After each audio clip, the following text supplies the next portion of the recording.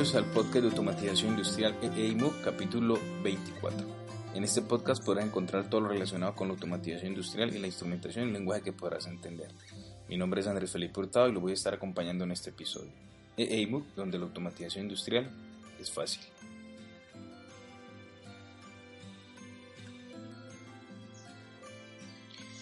Este episodio va con el patrocinio de la empresa Ultima Software, una empresa dedicada a desarrollar diferentes aplicaciones tanto para Mac como para Windows. En nuestro canal de YouTube hemos desarrollado diferentes tutoriales empleando estas herramientas, especialmente aquellas que nos permiten crear puertos seriales virtuales cruzados y también las que me permiten monitorear comunicaciones, ya sea en formato RS232, RS422 o RS485.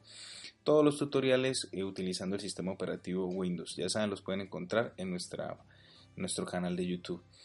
Si quieres conocer más de estos productos de Ultima Software, encuentra el enlace afiliado en la descripción y los comentarios de este episodio.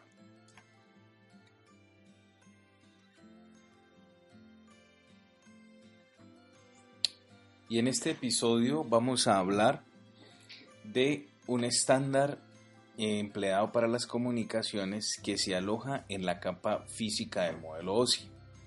Para muchos conocidos, yo sé que lo han llegado a utilizar alguna vez tal vez, o lo han visto cómo se puede llegar a emplear este tipo de recomendación o de estándar de comunicación en la capa física, que es el RS232. Normalmente cuando uno le habla de comunicación serial, lo primero que se le viene a la mente es el RS232. Es muy popular, se utiliza mucho en comunicaciones para equipos que son de uso normal de cualquiera de nosotros. Nos puede llegar un equipo que esté empleando una comunicación serial, así no entendamos que es todo esto de las comunicaciones seriales, y a nivel de capa física, esta sería la forma en que se estaría enviando la información. Tal vez si lo vemos desde el enfoque de industria ya no sea tan popular directamente o implementado a nivel de redes y tener equipos y tener los comunicados, pero para nosotros sí es habitual, y yo creo que digamos, es de alguna manera cercano hablar del RS232 y hablar de la comunicación serial, porque hay un enlace en la mente inmediato. Uno le hablan de comunicación serial y de una vez piensa en RS232. Bueno, entonces en este episodio lo que voy a hacer es navegar un poco, hablar un poco de cómo funciona, cómo se estructura este tipo de protocolo o estándar ubicado en la capa física del modelo OSI, qué nos permite, cuál es la forma de alguna manera en que se utiliza para poder enviar la información de un equipo a otro, ir también generando información alrededor de la cultura de términos, de la cultura de conceptos y de cosas que tal vez en el imaginario creemos que funcionan de una manera, y hoy tal vez aclaremos un poco más cómo es que realmente funcionan comunicaciones basadas en RS232. Bueno, entonces el nombre técnico como tal es EIA/TIA, guión a la mitad, 232, guión a la mitad, una letra. Que si yo coloco la letra E, es que sería la quinta revisión. Entonces hay revisión A, B, C, D, E. Entonces se podrán imaginar desde que surgió han pasado casi 5 revisiones, y lo que hace cada revisión es ajustar, incluir o eliminar elementos propios de el estándar. Pero nosotros realmente no lo vamos a conocer como EIA/TIA, que es así como se le conoce, como finalmente se le dio el nombre, sino que para nosotros es RS232. ¿De dónde vienen las iniciales RS? Las iniciales RS vienen de vienen de Recommended Standard. O sea, es un estándar recomendado, es una recomendación, es unas buenas prácticas que se dejan establecidas para que si se quiere hacer una comunicación empleando, hacer una comunicación serial, y que desde la capa física se utilice esta recomendación, este estándar. Entonces por eso se llama RS 232, y finalmente digamos, empresas que estuvieron detrás de sacar este tipo de estándar fueron pues el EIEA es de Electronic Industry Association, ¿sí? Y el TIA es de Telecommunication Industry Association. Ahí me disculparán un poco la pronunciación de mi inglés allí. Pero esas son la razón de esas iniciales. Bueno, surge aproximadamente en 1962, es cuando surge, bastante años han pasado cuando surge esta recomendación RC232 y tal vez yo creo que esa es una de las razones por las cuales adolece de muchas cosas que uno en la actualidad quisiese que tuvieran, que si ya se dan por sentado y se manejan y es porque en su momento, que fue en el 62, pues era lo que existía a nivel de tecnología, como por ejemplo los niveles de voltaje. Los niveles de voltaje no están ligados a los niveles de voltaje que tenemos de los chips y de la electrónica actual, que son niveles de voltaje ya sea CMOS o TTL o lógica transistor-transistor. O sea, son niveles de voltaje que nosotros manejamos para nuestros integrados, que habitualmente el TTL es de 0 a 5 voltios DC, corriente directa.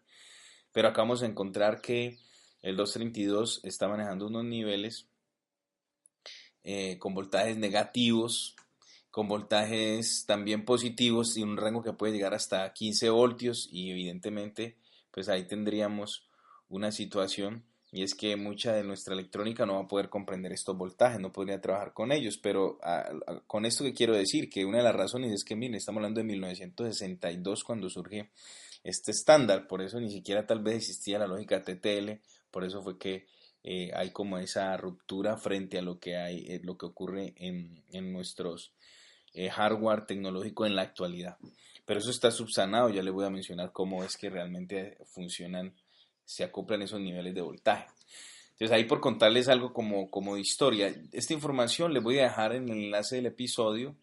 Estoy utilizando un paper que tengo muy buen paper de referencia muy interesante que condensa toda esta información y finalmente también un libro de comunicaciones que he mencionado, de comunicaciones industriales que lo he mencionado en otros episodios, también les voy a dejar allí que lo puedan ver en Google Books y puedan ver un poco algunas hojas si se interesen por comprarlo, si es que quieren ir un poco más allá.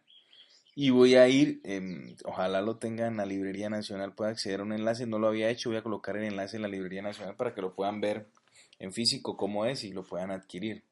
Es un buen libro, un lenguaje muy descansado, no tan técnico, donde van a poder orientarse un poco más frente a estos temas si es que pues quieren ahondar un poco más y tener un referente, una buena bibliografía.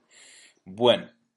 Frente al RS232, ya entremos en materia, existen, yo le llamo perfiles, perfiles de equipos, y existen dos perfiles claves, y uno es el DTE y el otro es el equipo DCE. O sea, vamos a encontrar, si queremos utilizar este estándar, que los equipos reciben como este perfil, o reciben este nombre, o reciben esta clasificación.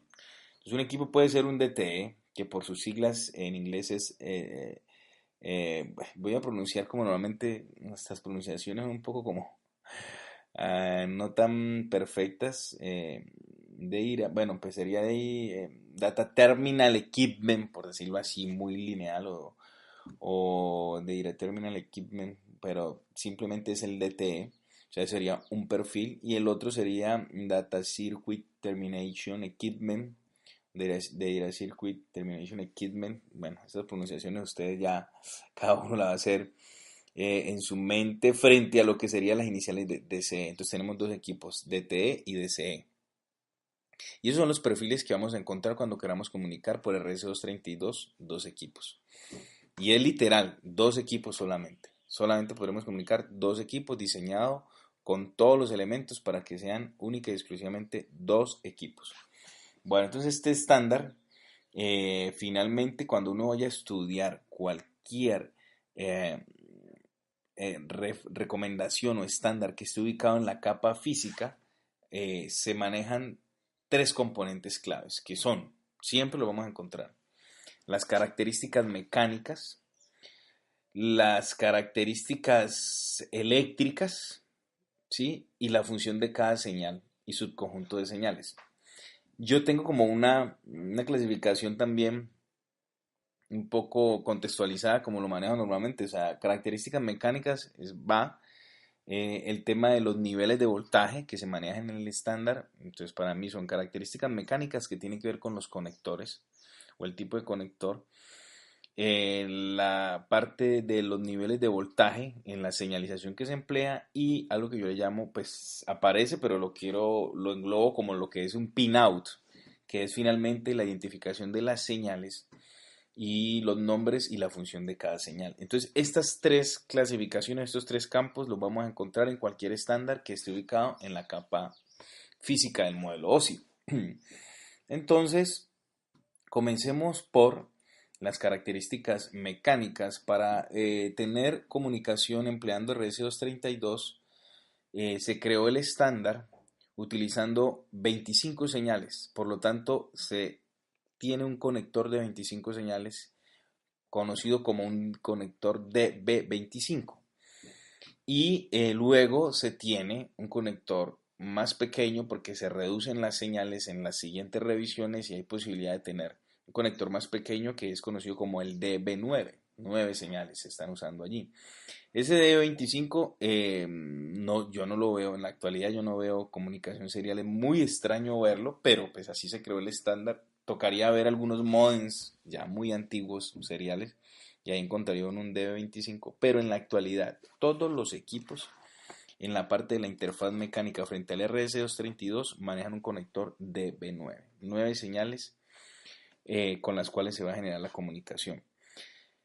Muchas veces, y aquí lo menciono, y cuando estoy dando alguna capacitación, me preguntan, y es que si el portátil, un conector de B9 que tiene en alguno de los lados, izquierdo o derecho, en la parte trasera, si ese conector que tienen sus portátiles actuales es para hacer la comunicación serial. La respuesta es, hay que tener un poco de cuidado porque, a pesar de ser un conector de B9, se debe mirar qué tipo de conector es, si es un conector macho o es un conector hembra. Esto está definido en el protocolo, en el estándar RS232 y se define que es el conector macho el que va a tener los equipos. Normalmente ellos hacen, en su momento es una definición de que los DCE tendrían un conector macho y los DTE tendrían un conector hembra. Pero eso fue evolucionando, entonces ahora realmente uno encontrar en un computador, en una torre, un conector de B9, si es macho, ese es un puerto serial y está hablando RS232. Pero si tú vas y buscas un portátil y es un DB9 hembra, eso no es un puerto serial, no tiene nada que ver con el estándar RS232 y lo estás confundiendo porque realmente es un conector para exportar el video del portátil. Ese es el famoso conector de video VGA. Por ahí sacarías el video que lo controlaría tu tarjeta gráfica. Entonces no confundir, si ves un conector hembra, eso no tiene nada que ver con RS232 si lo ves en tu portátil. Yo en algún momento, pues hace varios años, sí tuve portátiles en los que tenía tanto el conector DB9 serial y el DB25 para comunicación en paralelo, pero esos son equipos, por ahí los tengo, historia patria hace muchos años. Son reliquias, pero ya ahorita, actualmente, un portátil no trae ningún conector de B9 macho para hacer comunicación por RS232. ¿Qué se tiene que hacer entonces? Pues simplemente un cable que permita adaptar la capa física, pasarme en la de Universal Serial Bus, o sea, USB, y sacarme el de B9 macho en el otro extremo. Voy a dejar en las notas del episodio unos enlaces que los puedan llevar a que conozcan estos cables. Se utiliza mucho, pues yo los utilizo mucho, pues constantemente si me toca estar comunicando equipos. Yo personalmente manejo como 3 cables diferentes de diferentes marcas y hay de todos los tipos, de todos los precios y bueno, una de las marcas con las que conocí en medio de todo esto de las comunicaciones es Manhattan, muy muy recomendada por el tema de los drivers que corren sin ningún inconveniente en cualquier sistema operativo, y hay otros cables tal vez más económicos, pero hay que trabajarle un poco más al tema del driver. Bueno, porque pues tiene todo su trabajo, no se lee, no es tan transparente. Bueno, entonces ya frente a la interfaz mecánica vemos que tenemos las dos opciones, quedándonos por la última, que es DB9, y comenzando el RC232 con una interfaz mecánica de DB25, pero finalmente la que queda es la DB9. Bueno, en cuanto a las señales eléctricas, bueno, hay varias cosas que mencionar allí frente. Bueno, antes me voy a frenar allí un poquitico porque tengo que continuar un poco con con la interfaz mecánica frente a otra cosa, y es que en esta clasificación también tenemos que hablar de la longitud máxima que podemos tener entre dos equipos que se quieran comunicar, y precisamente cuál es el cálculo de esa longitud usando un cable, teniendo en cuenta digamos, la capacidad del cable, pero la capacitancia generada por, digamos, que es inherente a la longitud del cable. Y eso, ¿por qué me afecta? Ya lo vamos a explicar ahora. Entonces, primero, la longitud máxima recomendada normalmente es de 15 metros, o sea, la máxima distancia de la que puedo tener un equipo y otro para que se puedan comunicar usando RS232 es 15 metros, pero esos 15 metros están ligados es a la capacitancia que puede soportar o que es recomendada que se tenga en ese cable, que son 2500 picofaradios. ¿Y eso por qué? ¿Eso qué me afecta? Pues finalmente es un fenómeno, un efecto normal en el cable o en la línea que lo que hace es pues deformarme la señal, o que el nivel de voltaje se empiece a deformar y tal vez ya puedas, pues para la electrónica sea imperceptible, o que me genere interpretaciones inadecuadas por los efectos de la capacitancia en el cable. Entonces recomiendo una capacitancia de 2500 picofaradios, y teniendo ese valor de capacitancia y sabiendo que son más o menos 170 picofaradios por metro de cable, me da una longitud máxima de 14.7 metros, que eso finalmente está redondeado a 15 metros la distancia máxima. Es lo que podría tener separados dos equipos allí. Y vamos ahora sí a la parte de la señalización, a los niveles de voltaje.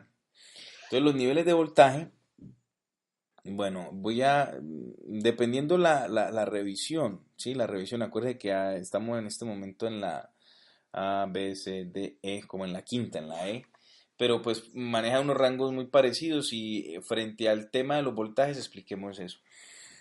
Entonces en RC232 tenemos voltajes que arrancan en dos principales franjas. Una es de -3 a -15 voltios, esa es una franja, y la otra es de +3 a +15 voltios, por decirlo así, es una franja grande allí. Y ahí estoy hablando de la referencia C, o sea, una RC232C, o sea, que sería de -3 a -15 y de +3 a +15. Si vamos un poquito a la revisión D, que sería la cuarta, los niveles quedaron finalmente entre -3 y -25 voltios, sería una franja, y la otra franja sería de +3 a +25 voltios, sería la otra franja. Bastantes opuestas, pero miren que son una franja es totalmente de voltajes negativos. Por eso les decía que esto desde que se creó no existía todavía la lógica TTL, y pues hombre, no había posibilidad de que se tuviera en cuenta eso. Bueno, ¿dónde esa franja, por ejemplo, negativa me representa a mí un 1 binario? El voltaje que yo detecte en esa línea, que esté entre -3 y -25 voltios, cualquier valor que esté ahí en ese rango, para mí yo lo interpreto como si fuera un 1 booleano, el 1 lógico. Si yo llego y veo en esa línea un voltaje que esté entre +3 y +25, yo lo interpreto como un 0, 0 booleano. Ejemplo, en una línea llegó un voltaje de -10 voltios, para mí eso es un 1. O en una línea llegó un voltaje de 15 voltios, para mí eso es un 0. Y esa es la forma de enviar la información de un equipo al otro a través de ese cable, enviando las conmutaciones de los niveles de voltaje, y la electrónica lo que hace es recibir esa conmutación, interpretarla ya sea en un 1 o en un 0. Se le acostumbra llamar al 1 marca, que a veces puede aparecer, y al 0 espacio. Bueno, realmente nosotros vamos a manejarlo 1 o 0, ya, ¿listo? Y ese de marca de espacios tal vez esté conectado a lo que era en su momento eso el código Morse, de los telegramas y código Morse y los puntos y los espacios colocados del, digamos, de esa forma de comunicación por enviando niveles de voltaje, pero bueno, eso es otro tema. Por ahora, para nosotros, para representar un 1 o un 0, tenemos esas dos franjas, ¿listo? Y hay una franja en la mitad que es entre -3 y 3 voltios, pues que simplemente es una tensión de transición, no se interpreta como nada, eso no representa absolutamente ninguna información, ni un 1 ni un 0, simplemente no se interpreta como nada. Bueno, frente al RS-232, entonces ya hemos abarcado la interfaz mecánica y la señalización frente a los niveles de voltaje que se emplean en la señalización. ¿Listo? Y vamos ahora a ver las funciones principales. Yo dejaré en la descripción del episodio también una fotico con toda la señalización o todas las señales para un conector, digamos, si lo quieren ver originalmente cuáles eran las 25 señales y cuáles eran las 9 señales que quedan, les puedo compartir una tablita donde esté ese compendio allí comparativo. Pero las señales claves, voy a explicarlo de una manera muy sencilla. Señales claves para poder enviar la información: señal TX de transmisión, señal RX de recepción, una señal de referencia para los niveles de voltaje, que sería la tierra como tal, que en el conector, pues esa tierra, si el conector es eh, de 5 pines, sería como el GND, pues la referencia que normalmente se utiliza para las señales. Y si el conector, voy a mostrar acá, miremos, voy a ver acá un conector para poderlo ligar a esta parte, sería el conector DB9, sería el pin número 5, la señal de referencia. Entonces, señales claves para enviar los datos TX y RX. Y la Tierra, yo podría construir entonces un cable muy sencillo con esas tres señales: transmisión y recepción y la Tierra. Pero el protocolo o el estándar ha definido otro tipo de señalización, especialmente para hacer el control en la comunicación. Quien envía, si vamos a enviar, debemos estar seguros de que el que va a recibir está preparado para recibir.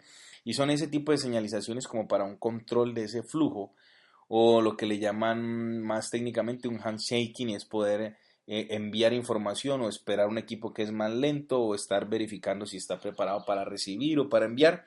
Y ese tipo de señalizaciones también las tiene el estándar. No voy a entrar a verlas todas porque pues no, y poderme explicar cada una que hace, pues sería muy amplio el podcast, pero simplemente podríamos tener señales. Las cuento algunas como ellas claves, como son petición de envío, que es la señal RTS, preparado a transmitir, que es la señal CTS. ¿Qué otra señal es clave allí? La señal, a ver, DTR, terminal de datos preparado. En fin, entonces ahí como que les estoy dando yo igual les voy a colocar estas tablas para que vean la señalización, y lo que hace es que permite que haya un control frente a quién habla y quién escucha, si recibe, si está preparado para recibir, si está preparado para enviar, en fin, esa, digamos, logística de poder saber quién tiene que hablar y si lo que va a hablar alguien se lo va a escuchar, está dedicado por hardware empleando estas señales. Y aquí voy a hacer un apartado para hablar de lo que muchos sí han llegado a utilizar, que es el cable cruzado. ¿Cable cruzado qué es? Yo tengo dos equipos, entonces tengo que hacer que se comuniquen. Yo podría construir mi cable, y un cable cruzado muy sencillo es simplemente tener el cruce de tres señales. Realmente son dos señales que se cruzan y una en común. En común la tierra, porque los niveles de voltaje pues tienen que estar referenciados, y cruzada la señal RX con TX. Miren que con esas tres señales tendría un cable cruzado y podría comunicarme entre dos equipos. Y no estoy usando ninguna del resto de señales de, de handshaking o de control de flujo de la comunicación. Ese sería un cable cruzado. Ese cable cruzado también normalmente se le llama null modem. Ese null modem o elimina modem es precisamente porque cuando se crea el RC232 para comunicar dos equipos que estaban en el extremo. En la mitad había un equipo que se llamaba modem, y ese modem lo que hacía era tomar las señales y acomodar y cruzar, hacerle el cruce de la señalización. Y pues hombre, un modem serial, yo hace mucho tiempo no veo un modem serial, finalmente se retira y por eso a este cable se le llama elimina modem. No se necesita el modem, simplemente tú cruzas las señales directamente en el cable y ya, es simplemente esto. Entonces ese es el famoso null modem o el cable cruzado o el cable elimina modem. ¿Qué más tengo pues para decirle frente al 232? Tal vez finalmente, pues porque podría empezar a decirles cómo sería todo el tipo de comunicación. Finalmente decirles algo que mencioné al comienzo del episodio, y es que cuando se crea por allá el RS232 no existía la lógica TTL. Entonces la pregunta es cómo funciona el 232 con toda la electrónica actual que es TTL o SMOS. Pues ese acople de los niveles de voltaje lo hace un chip, que muchos yo creo que de pronto han visto por allí si destapan las cosas, y el hardware. Y el chip es el MAX 232 o el Maxim 232 o la familia 233, 233A.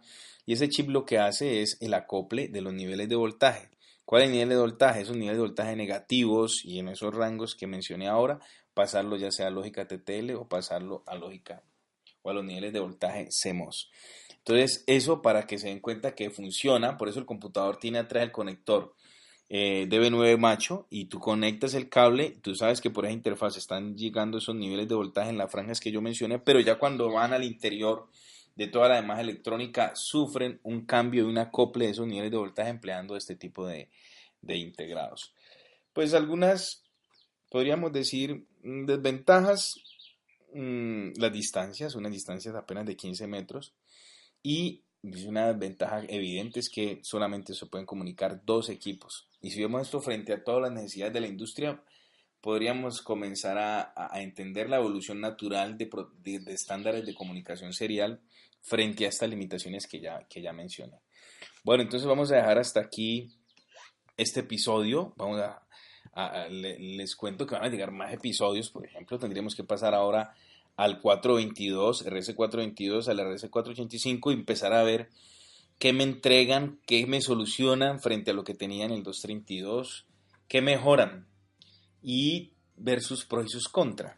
Y por qué tal vez en la industria es evidente que ya a nivel de conectar muchos equipos no estamos manejando un 232, sino que tal vez empezamos a hablar de un RS422 o un RS485. Y bueno, hasta aquí vamos a dejar entonces este episodio, de generar la expectativa de que vienen muchos más relacionados con las capas físicas, muchos más estándares. Te invito a que me dejes un comentario en cualquiera de las plataformas en las que se transmite este podcast. Esos comentarios nos ayudan a ser visibles, ya sea en iBooks, en Spreaker o en iTunes. Y al ser visibles, pues muchas personas van a poder encontrar este podcast y que aprendan de la electrónica, de las comunicaciones, de la automatización, de la instrumentación. Ustedes saben que eso es mi pasión, y ahí con mucho gusto voy a estar compartiéndoles todo ese, digamos, todo ese conocimiento y todas las experiencias que tengo pues alrededor de estos temas. Entonces déjame un comentario, también puedes ingresar a mi página www.eymuc.com, y en la sección de blog está este mismo episodio y al final un formulario para que me puedas dejar inquietudes, preguntas, proponerme temas y empezar a recibir el feedback, que para mí también es muy importante, y ver cómo ustedes están percibiendo este material que estoy desarrollando. Los comentarios también los pueden hacer o dejar directamente en mi cuenta de Twitter, @eimoc. Entonces, hasta aquí este episodio, nos vemos en una próxima ocasión.